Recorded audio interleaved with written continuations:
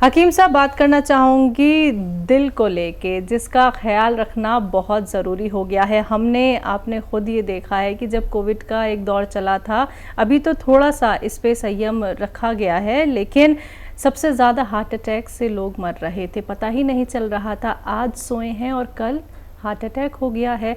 तो दिल का ख्याल रखना क्यों इतना ज़रूरी हो गया है, और ये दिल का जो बढ़ना होता है, ये क्या होता है?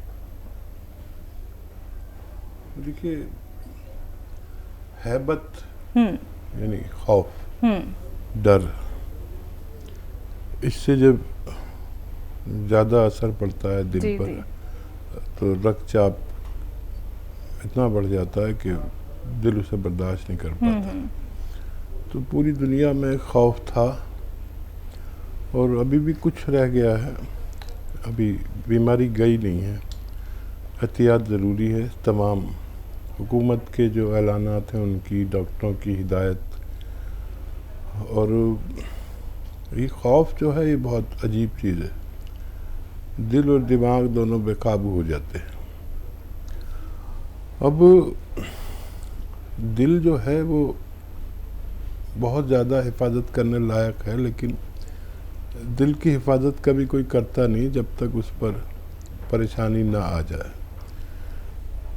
दिल को जो काम दिया गया है जिस्म का, वो खून को पूरे जिस्म को सप्लाई देना, लेना और देना।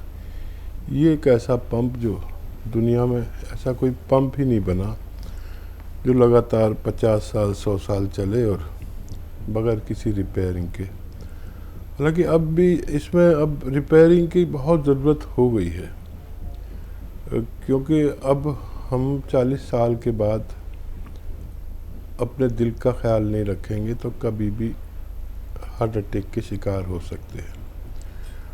और दिल कमज़ोर होना, दिल का बढ़ जाना, दिल जो है एक खोल में है, एक सुराख है, उसमें है, और वो उसमें ऐसे करता है, पंप करता रहता है। और वो सुराख, दिल अगर बड़ा हो जाए तो सुराख तंग हो जाता है, तो फिर वो उससे टकराता है।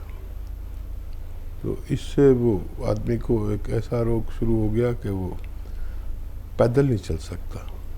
2 कदम चलेगा तो हाँफ जाएगा। या दिल की शरियान यानी नसों में चर्बी भर जाए, तब भी यही हाल होता है कि वो पैदल चलेगा तो हाँफता है।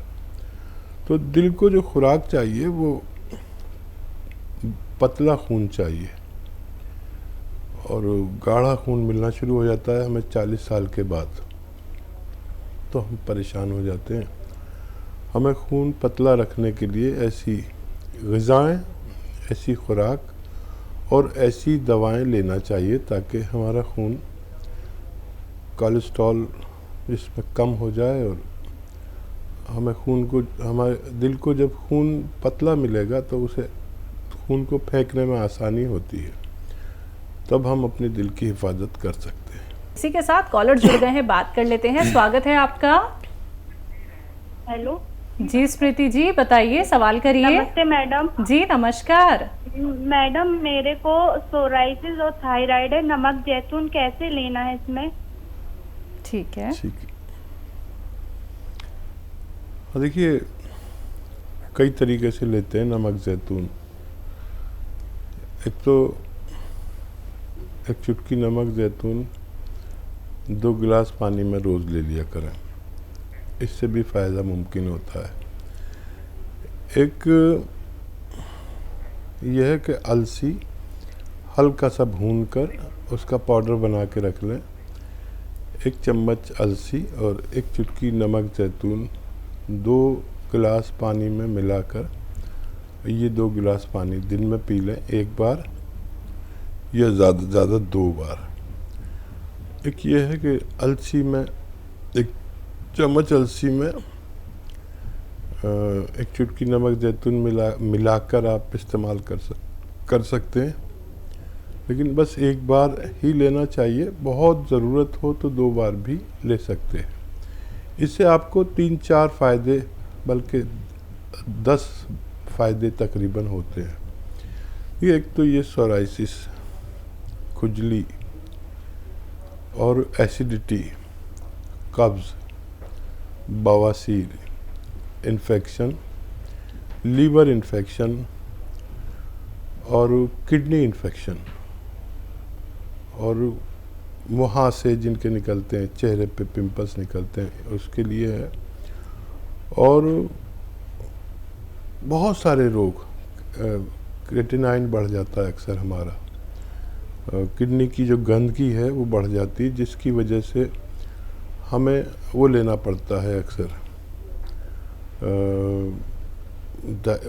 हमारी अक्सर खून की सफाई करनी पड़ती है, डायलिसिस लेना पड़ता है।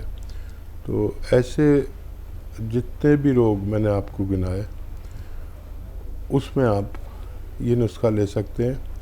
सब रोगों पर बहुत अच्छा काम करता है, घरेलू नुस्खा है, असली लेना ज़रूरी है, आपको फ़ायदा मुमकिन है। महाराष्ट्र से हैं दीपाली, स्वागत है आपका। नमस्कार मैम। जी नमस्कार मैम। अजीम साहब को भी नमस्कार। जय हिंद दीपाली जी, स्वागत है आपका। सर मेरा पहला सवाल है सर, मेरे मतलब ऐसे सर सवाल तो नहीं, मेरी बात रख रही हूँ सर मैं आपके पास।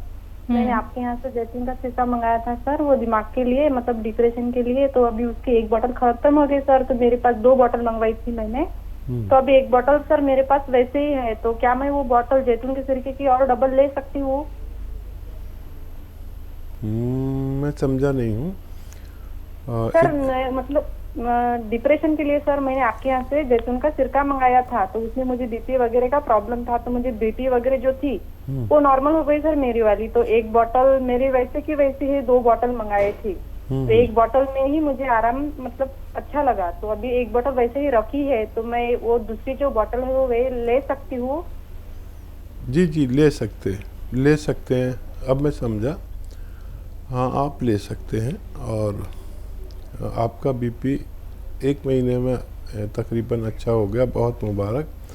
लेकिन यूनानी में ये याद रखें, मैं सबसे कहता हूँ कि अगर किसी को जल्दी भी फ़ायदा हो जाए तो 2-4 महीने इलाज ज़रूर किया करें, ताकि ये रोग आपको जड़ से छोड़ दे। तो ये तो आपको बहुत अच्छा है कि भगवान आपसे खुश है, उसने जल्दी फ़ायदा दे दिया। लेकिन यूनानी में एक कोर्स होता है, उसे पूरा कर लें, फिर आप छोड़ सकते हैं। आप और भी ले सकते हैं। बहुत सही आपने किया कि फ़ोन कर लिया। और जो रोग आपको है, दीपाली जी नाम बताया था शायद जी, ये इसके रोगी हर घर में हैं। बस आपसे हमारा एक अनुरोध है कि आपके आसपास, आपके रिश्तेदारों में इसका रोगी कोई नहीं रहना चाहिए आपके होते हुए। लोग 10-20 साल और ज़िंदगी भर दवा खाते हुए मर जाते हैं, दवा नहीं छूटती। ये एक भगवान ने हमें नुस्खा दिया है, हमने आप तक पहुंचाया। आपको अपने अजीज़ों तक पहुंचाना है, अपने दोस्तों तक, अपने ससुराल में, कि कहीं भी रोगी ना हो बीपी का। तो आप ये काम ज़रूर करें। अगर आप हमारा सम्मान करना चाहते हैं तो किसी को फ़ायदा पहुंचाने में कोई बुराई नहीं। जी हरियाणा से हैं सुषमा जी, स्वागत है आपका। हेलो, नमस्कार मैम। जी नमस्कार। नमस्कार सर। स्वागत है सुषमा जी। हाँ जी सर। सर मैंने भी सर थोड़ी सी मुहिम शुरू की है आपके जैसे, आपके नक्शे कदम पे चलने की। अगर थोड़ी मेरी भी शुरू होती है तो दवा भी अपना जो मेरे को भी फायदा हुआ है सर, भी औरों को भी मिल जाए। जी हाँ जी सर। बहुत शुक्रिया आपका, बहुत स्वागत सर। अभी तो मैं तो एक सर, आप तो एक सागर हो, मैं अभी सर एक थोड़ा सा बूंद के बराबर ही हूँ। तो अभी शुरुआत हुई है, अगर जो किसी को फायदा हो जाए। सर एक 2-3 क्वेश्चन है सर। जी। हाँ जी, एक रिलेटिव में ये है, थोड़ा 36 साल एज है उनकी, उनका वजन भी थोड़ा ज्यादा बताते हैं वो, अपना थायराइड भी है उनको, और मेन दिक्कत सर उनको डिस्क की प्रॉब्लम है 6-7 महीने से। तो रीढ़ की हड्डी में उन्होंने 3 इंजेक्शन भी लगवाए, और ये अरे पेन किलर वगैरह भी खा रहे हैं। तो हाँ जी, तो उसके बाद उनको आराम नहीं हो रहा है। जब तक दवाई लेते हैं तब तक आराम है। तो मैंने उनको यही कहा था, भी सबसे पहले तो मैंने कहा सर की कंडीशन यही होती है, अभी अपना वेस्टर्न टॉयलेट ही यूज करो और वजन नहीं उठाना। हाँ जी सर, जैसे आप बताते हो। और बाकी सर वो इलाज ही पूछ रहे थे भी क्या इसके करें, और थायराइड भी है सर उनको। और ठीक। सर एक और क्वेश्चन है, मैं ना आपका ये रिपीट टेलीकास्ट देखती रहती हूँ बीच बीच में, तो आप ये एक्सरसाइज भी बताते हैं। तो एक एक्सरसाइज आप कमर के नीचे कपड़ा रख के करने की बताते हैं, वो किस लिए है सर? और ठीक ग्रीन है, टी के फायदे भी बता दो सर। ठीक है सुषमा और जी। सर हाँ जी, अपना आशीर्वाद हमें देना कि भी हम जो है ना ये लोगों को बताते रहें आपके बारे में, और लोग फायदा उठाएं, अच्छे हो जाएं। बहुत मेरी तो ज़रूर। यही दुआ रहती है सर, अच्छी सेहत के साथ सबको लंबी उम्र मिले हाँ सर। सुषमा जी, आपके थैंक यू साथ सर। हमेशा दुआ, आशीर्वाद और जो भी मेरे बस में हो ज़रूर। और दरअसल इस मुहिम की वजह से हम हर घर तक पहुंच गए और लोगों को फ़ायदा पहुंचाया। क्योंकि देखिए, मेरी पहुंच सिर्फ आप तक है, और आपकी पहुंच मुझसे ज़्यादा हो सकती है। आपके हर घर तक नहीं है, लेकिन आपके घर तक हो गई। भगवान ने आपको मेरे नुस्खे से फ़ायदा दिया, और मैं तो अनुरोध करता हूँ सबसे कि ये ज़रूर करें कि जिससे आपको फ़ायदा हो वो फ़ायदा दूसरों की तरफ पहुँचा दे। ये एक इतना बड़ा काम है, देखने में मामूली लगता है, लेकिन आप सोचो कि जब आप बेड पर पड़े रहते थे और ऐसा लगता था ज़िंदगी यहीं ख़त्म हो जाएगी, फिर मेरा मशवरा आप तक पहुंचा। आप इतने खुश हो गए कि अक्सर फ़ोन करते हैं। और ऐसे जाने कितने लोग हैं ऐसी ज़िंदगी गुजार रहे हैं, उन्हें दुनिया नरक लगती है, तो उन तक हमें पहुंचना है। तो गौन सिया तो आपको पता है, आधा ग्राम देना है, 2 बार देना है। और वेस्टर्न टॉयलेट आपने बता ही दिया। और क्या बीमारी थी? कमर के नीचे जो हाँ, कपड़ा लगाने वाला एक्सरसाइज हाँ है। हाँ हाँ, जी। कमर के नीचे जो कपड़ा लगाते हैं, एक्चुअली कुछ लोग ऐसे होते हैं जिनको सब होने के बावजूद टांगों का दर्द चला गया, सब जगह चला गया, कमर में रह गया। तो क्योंकि स्लिप डिस्क होती है, तो डिस्क किसी सूरत अगर काबू में नहीं आती, तो मैं ये कहता हूँ जो हमारी महिलाएं तो वो मलमल का रुपट्टा ओढ़ते हैं ना, ऐसे नरम सा होता है, ऐसे लपेट के वो एंडी या पैंडी क्या कहते हैं उसको, गोल कर लेते हैं, और वो कमर के नीचे रख के जहाँ पर तकलीफ़ है और सीधा लेट जाओ। तो कभी कभी इस अबल से हमारी डिस्क अपनी जगह पर संतुलित हो जाते हैं, और दवा फिर ज़्यादा असर करती है। तो बहुत ज़्यादा नहीं, 2-4-5 मिनट दिन में 2-3 बार लेटे, उसको एक ऐसा अमल समझे अपनी जगह पर डिस्क को लाने का।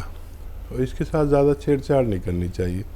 अक्सर लोग मालिशें करा देते हैं, और मैं तो देखता हूँ कि लोग कहीं जाते हैं जो उनसे क्या टांग में झटका लगवा लेते हैं, और क्या क्या करते हैं बाबा, कुछ समझ नहीं आता।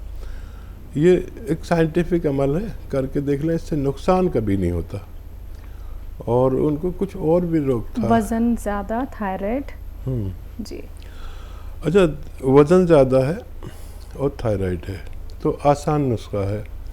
नमक जैतून 1 चुटकी, खाने का सोडा 1 चुटकी, 2 गिलास पानी में डालें, और धनिए का पाउडर 1 चम्मच खाएं। और दिन में 2 बार ऐसा कर सकते हैं। डाइट कंट्रोल को ज़रूर कहें आप। वैसे तो मेरी आप सारी बातें फॉलो करते हैं, लेकिन डाइट कंट्रोल यानी कि हम करें 50 ग्राम वज़न कम और उनको 100 ग्राम बढ़ाने लगे। वो डाइट कंट्रोल करना, धूप में बैठना, या चलने लायक है तो आराम आराम से 1 घंटा पैदल भी चलें। ये इतना अच्छा नुस्खा है। आप तो खैर सभी नुस्खे आजमा चुकी हैं। मेरी दुआ भी है कि आपके ज़रिए लोगों को मुझसे भी ज़्यादा फ़ायदा पहुंचने लगे। बहुत शुक्रिया हमारे साथ जुड़ने के लिए। लेकिन एक सवाल और था हकीम साहब कि ग्रीन टी के फ़ायदे जानना चाह रही थी ये। अधिक ग्रीन टी जब फ़ायदा करती जब वो बगैर दूध के पी जाए और उसमें एक नींबू निचोड़ लिया जाए तो ये फ़ायदा करना शुरू कर देती है। वज़न भी कम करती है। अक्सर लोग वज़न कम करने के लिए लेते हैं, लेकिन वज़न कम करने की कोई भी दवाइयाँ अच्छा काम नहीं करती जब तक हम डाइट कंट्रोल ना करें। मैं तो बगैर दवा के ही दुबला हुआ जा रहा हूँ। मेरी बीवी टोक रही है कि इतना पतले मत हो, तुम्हारा चेहरा बेकार हो रहा है। मैंने कहा चेहरे का मुझे कुछ नहीं, मेरे जो व्यूवर्स हैं मुझे ऐसे ही पसंद कर लेंगे।